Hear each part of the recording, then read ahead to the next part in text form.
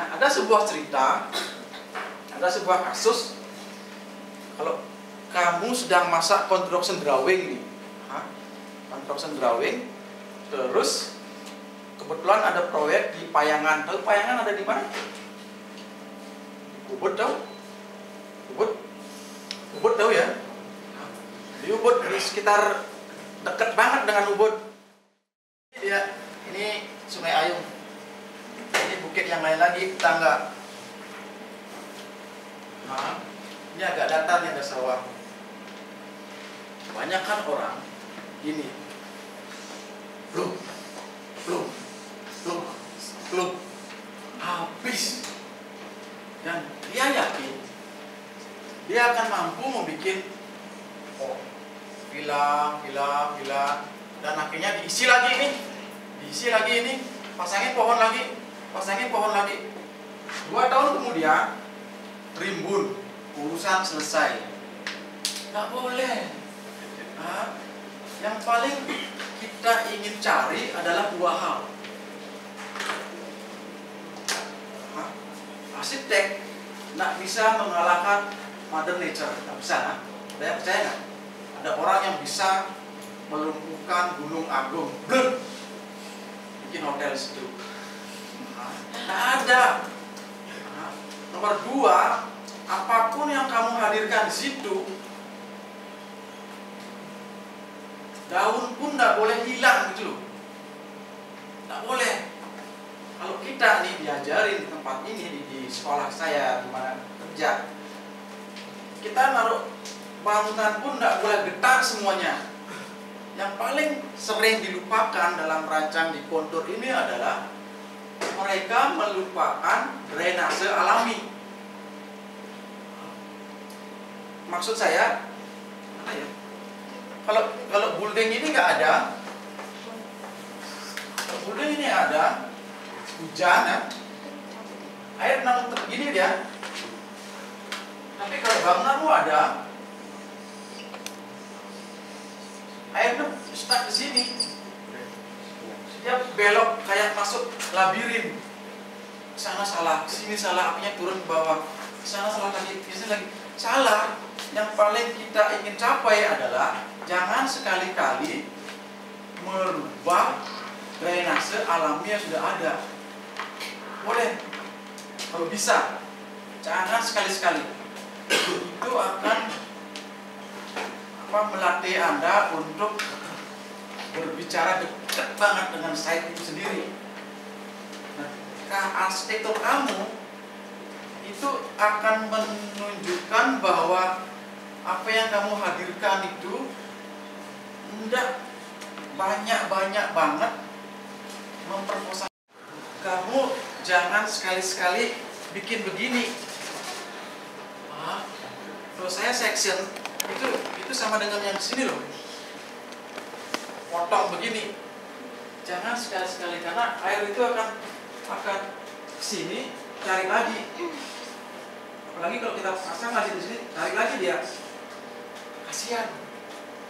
Yang paling gampang itu tirulah arsitektur lokal kita.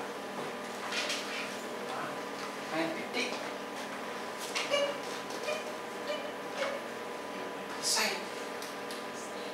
Kalau saya gambar lagi di situ, gini dia. Titiknya nih di sini. Titiknya di sini nih. Selesai. Gampang sekali. Ini lebih manusiawi ketimbang yang ini. Kalau kalian pergi ke Jimbaran, mampus. Saya sebagai orang Bali sakit melihat tanah itu diginiin.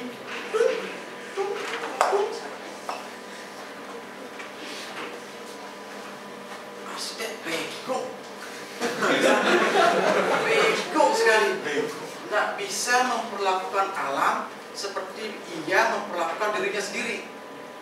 Kalau dia begitu care dengan dirinya sendiri, harusnya dia bisa memikirkan bagaimana seharusnya lebih baik seperti ini. Please deh, saya bilang dari sekarang, kalau kamu ingin main kontur, kuncinya paling banter sekali nomor 1, jangan rusak drainase alami, jangan rusak. Nomor dua, kamu mesti cari data pohon ini. Penting banget. Jangan sekali-sekali tebang pohon. Satu pohon menghasilkan udara untuk 2 orang. Potong bukan potong ya, potong. Kamu bunuh 1 orang tuh, 2 orang kamu bunuh. Nah, kebetulan ini beda tinggi ya, apalagi saya. Ini sekarang saya gambar di CAD berdasarkan data ini aja nih, data pohon ini aja nih. Begini, selesai. Viewnya ke situ dulu. Nah, yang ini begini, viewnya ke situ. Nah, yang ini begini. Ini sesuai gambar nih, viewnya ke situ. Tapi saat kita datang ke site, buset, di sini ada pohon nih, besar banget. Karena kadang data yang diberikan itu beda banget. Lenceng lagi sekian meter, ada pohon nih di sini. Wih, lihat sini, ini ke situ tuh, lihat situ, pohonnya aman. Oke, ini juga ada pohon, saya geser lagi. Terus ini nggak ada pohon sama sekali, tapi viewnya nggak bagus, saya geser. Udah, selesai. Yang nomor 2 adalah level. Level penting banget. Pentingnya di mana? Kalau saya berdiri, ini adalah floornya si villa. Apa yang saya lihat? Saya lihat atapnya dia nggak? Saya lihat kepalanya dia nggak? Kalau kepalanya dia saya lihat, nggak boleh, geser lagi. Mesti di sini nih. Belum. Udah selesai. Ini juga begitu. Ternyata di belakang ada villa dan mentok ada kepalanya dia, nggak boleh, geser lagi. Atau dia mesti jongkok. Tahan mas ya. Sampai selesai. Dan ini nggak 3 villa, ada 45 villa begitu.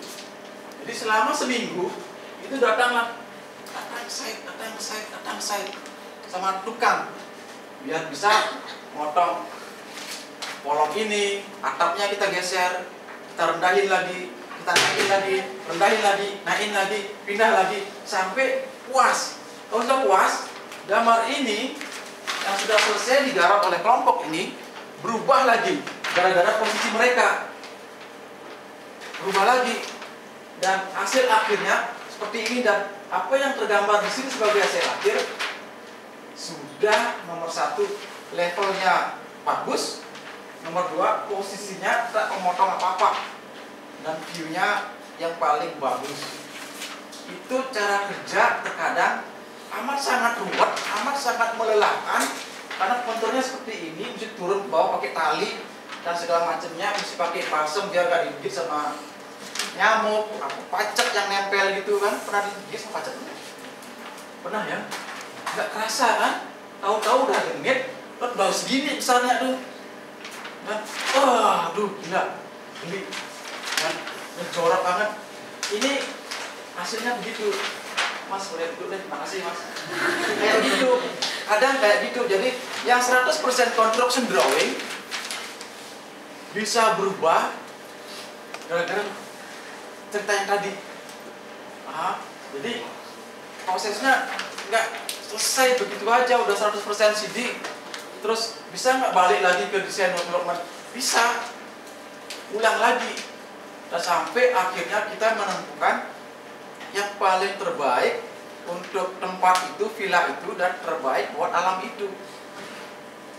Itu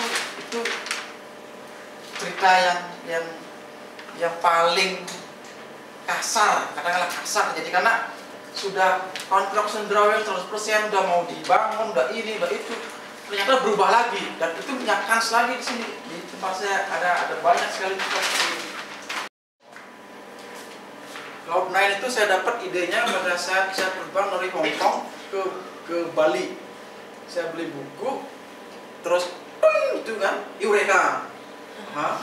Saya beli buku, saya gambar di buku itu, biar nggak hilang. Lantai satu.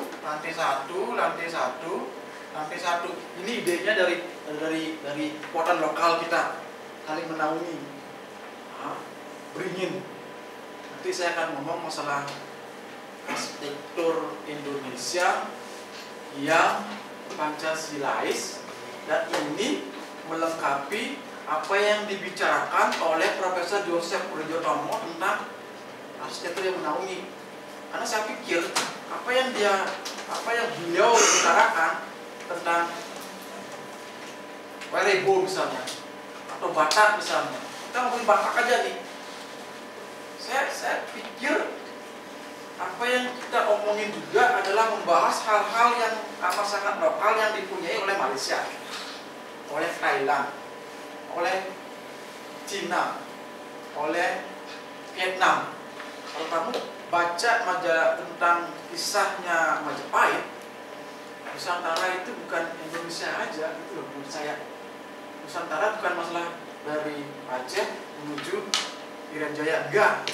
Kuasaannya Majapahit sampai ke Asia Pasifik, takutnya begitu.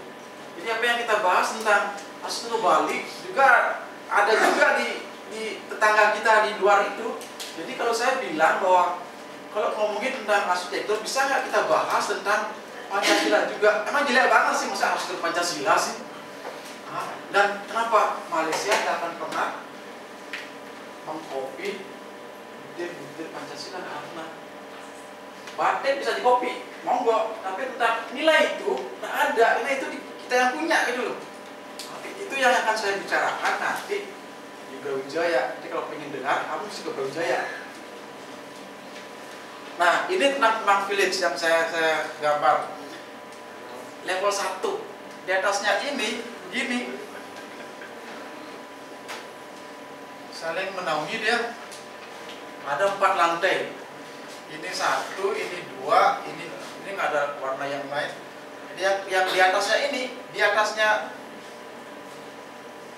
semuanya begini, saling tumpuk. Lantainya yang paling, atapnya yang paling bawah, nah jadi lantai yang di atasnya. Maksudnya begini, ini section nih, ini ada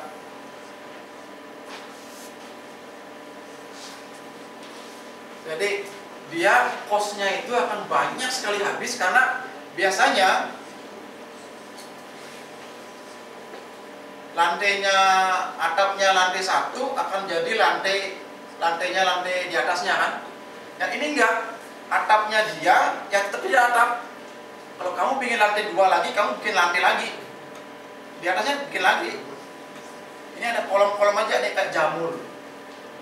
Ini idenya yang di Kemang Village yang kita sebut sebagai cloud nine, karena ini ada awannya nih. Tapi nasib lagi sial. Dia udah cor lantai 2, udah cor nih. Persis seperti apa yang kita bikin tahun ini hilang. Sorry mas, hilang. Dia ganti pikiran lagi, berubah betul. Saya berubah lagi pikirannya.